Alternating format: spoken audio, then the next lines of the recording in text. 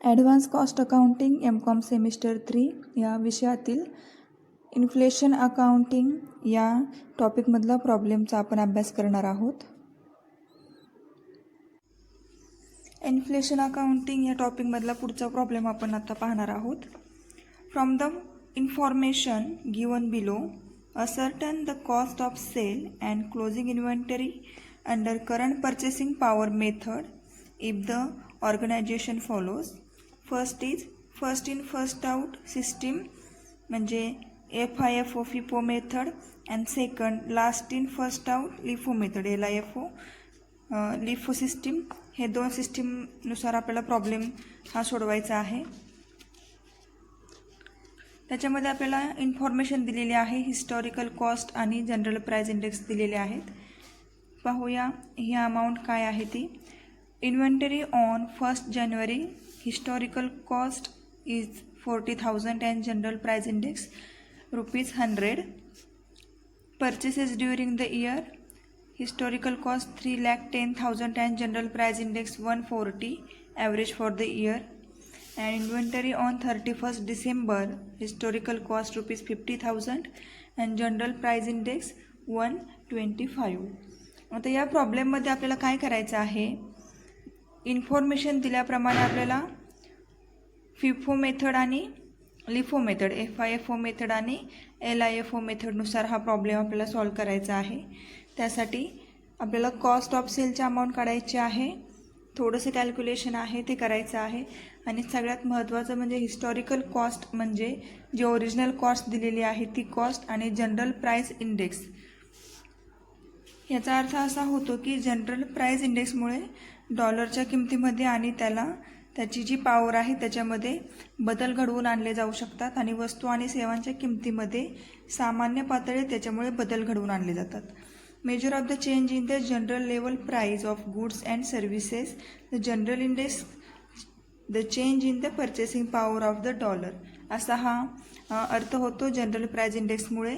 त्याची जी अमाऊंट दिलेली असती त्या अमाऊंटमुळे हिस्टॉरिकल प्राईजमध्ये हिस्टॉरिकल कॉस्टमध्ये खूप मोठ्या प्रमाणात बदल होतो आणि त्याच्यामुळंच त्याला काय म्हटलं जातं, जनरल प्राइस इंडेक्स. त्याच्या पॉवरमध्ये बदल घडवून आणले जातात. अमाऊंटच्या आणि डॉलरच्या ज्या किमती आहेत त्या किमतीमध्ये खूप मोठा बदल घडवून आणण्याची क्षमता याच्यामध्ये असते. आणि या जनरल प्राइस इंडेक्समध्ये ज्या अमाऊंट दिलेल्या असतात त्या अमाऊंटमुळे खूप मोठ्या प्रमाणात हिस्टॉरिकल प्राइसमध्ये आपण बदल घडवून आणू शकतो. First in first out system आणि लास्ट इन फर्स्ट आउट सिस्टीमद्वारे हा प्रॉब्लेम आपल्याला सोडवायचा आहे. सेम आपल्याला कॉलम करून घ्यायचे आहेत. Particular, historical cost, conversion factor आणि रिस्टेटेड फिगर याच्यामध्ये आपल्याला अमाऊंट लिहायच्या आहेत. कन्व्हर्शन फॅक्टरमध्ये ज्या जनरल प्राइस इंडेक्स दिलेल्या आहेत त्या इंडेक्सच्या अमाऊंट घ्यायच्या आहेत आणि हिस्टॉरिकल कॉस्टमध्ये ज्या रिअल अमाऊंट आहेत त्या अमाऊंट आपल्याला घ्यायच्यात. आपण आता प्रॉब्लेम सोडवायला सुरुवात करूया. ओपनिंग इन्व्हेंटरीची अमाऊंट आपण इथे घेतलेली आहे. 40,000 अमाऊंट आहे. ओपनिंग इन्व्हेंटरी म्हणजे 1 जानेवारीची जी अमाऊंट आहे ती आपण इथे घेतलेली आहे. त्यानंतर ॲड परचेसेस, त्याच इयरमध्ये आपण आणखीन काय परचेस केलेलं आहे त्याची अमाऊंट आहे 3,10,000. काय परचेस केलेलं आहे ते महत्त्वाचं नाही आहे, फक्त आपण त्याच इयरमध्ये काहीतरी परचेस केलेलं आहे त्याच्यामुळे आपल्याला ती अमाऊंट इथे ॲड करावी लागणार आहे.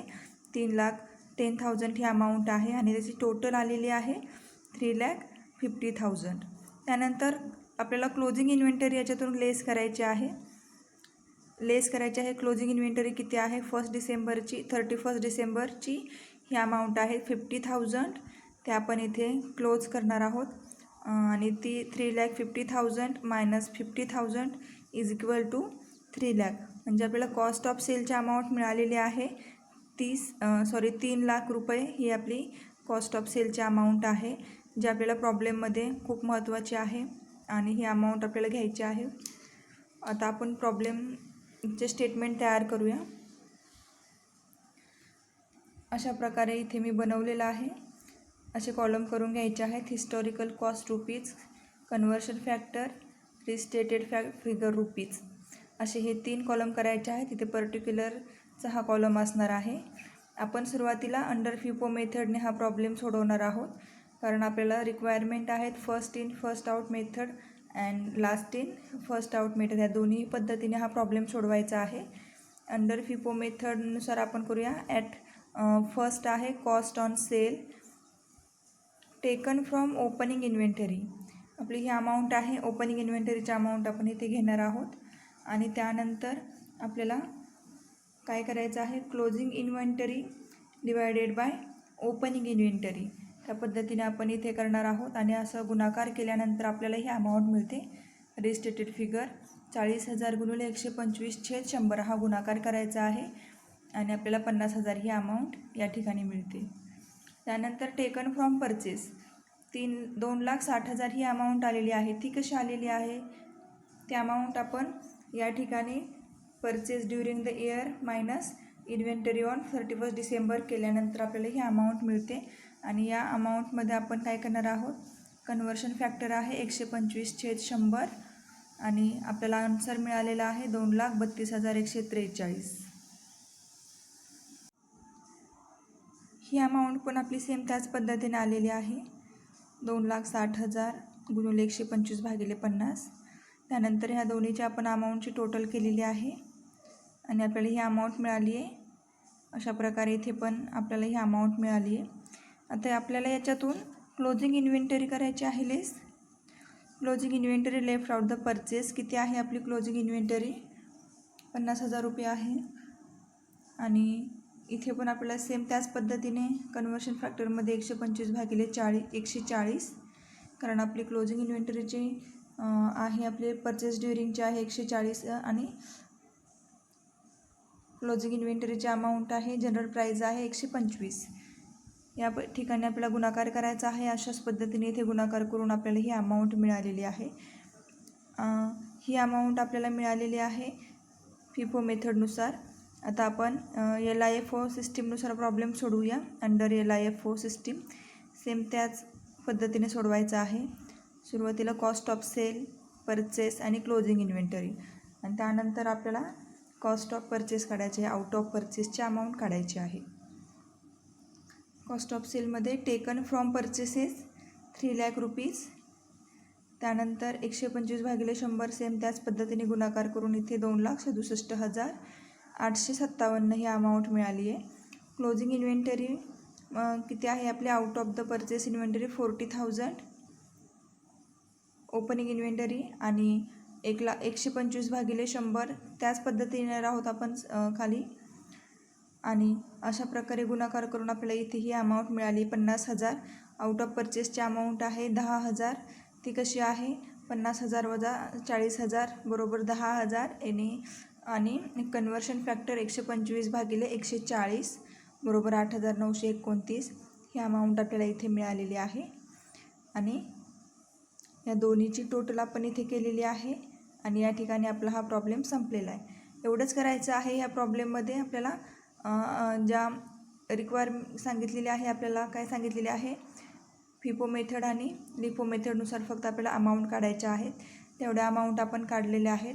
बाकी आपल्याला काही करायचं नाही या प्रॉब्लेममध्ये. ह्या चार्टमध्ये फक्त एवढ्या 2च अमाऊंट काढायच्या आहेत आणि इथे आपला प्रॉब्लेम संपलेला आहे.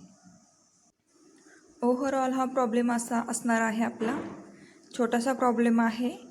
याच्यामध्ये थोडंसं कॅल्क्युलेशन केलेलं आहे. कॉस्ट ऑन सेलची अमाऊंट येण्यासाठी आपल्याला थोडंसं कॅल्क्युलेशन करावं लागणार आहे. याच्यामध्ये ज्या अमाऊंट दिलेल्या असतात त्याच अमाऊंट घ्यायच्या आहेत. बाहेरच्या कोणत्याही अमाऊंट आपल्याला इथे घ्यायच्या नाही आहेत. Cost on sale, opening inventory खूप सोपं आहे ओळखणं.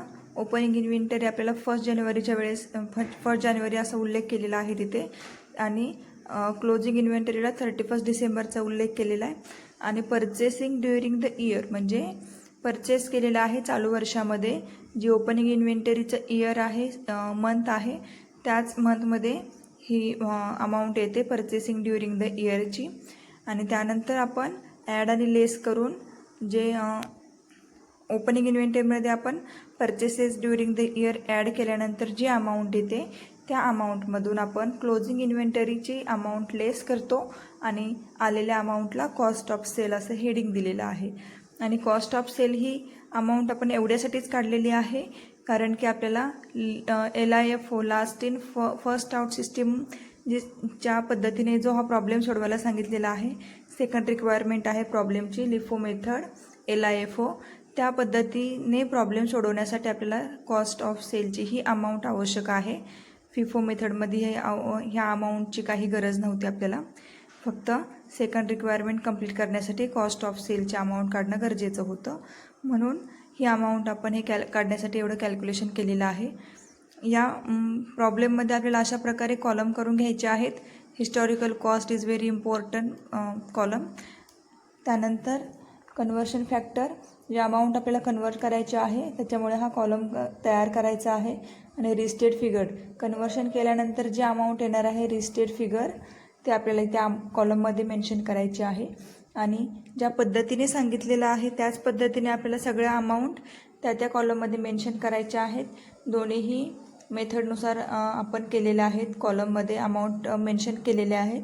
आणि आउट ऑफ परचेसपर्यंत हा प्रॉब्लेम आपण सोडवलेला आहे. आणि लास्टला अमाऊंट आपली आलेली आहे. अंडर FIFO मेथडने सुद्धा आपल्या अमाऊंट आलेल्या आहेत आणि अंडर LIFO मेथडने सुद्धा आपण अमाऊंट काढलेले आहेत. आणि या ठिकाणी आपला हा प्रॉब्लेम छोटासा संपलेला आहे. प्रॉब्लेम सोडवताना नेहमी प्रॉब्लेमचं वाचन व्यवस्थित करायचं आहे. जनरल प्राईज इंडेक्समध्ये ज्या अमाऊंट दिलेल्या आहेत त्या अमाऊंट त्या वेळेसच घ्यायच्या आहेत. आणि कॅल्क्युलेशन व्यवस्थित करायचं, त्याच्यामुळे आपल्याला ज्या फायनल अमाऊंट असतात त्या चुकत नाहीत. जर कॅल्क्युलेशन थोडंसं चुकलं तर ते अमाऊंट चुकीची येते आणि फायनली आपली पूर्ण प्रॉब्लेम हा चुकीचा होऊ शकतो. अशा प्रकारे हा प्रॉब्लेम आपला इथे कंप्लीट झालेला आहे.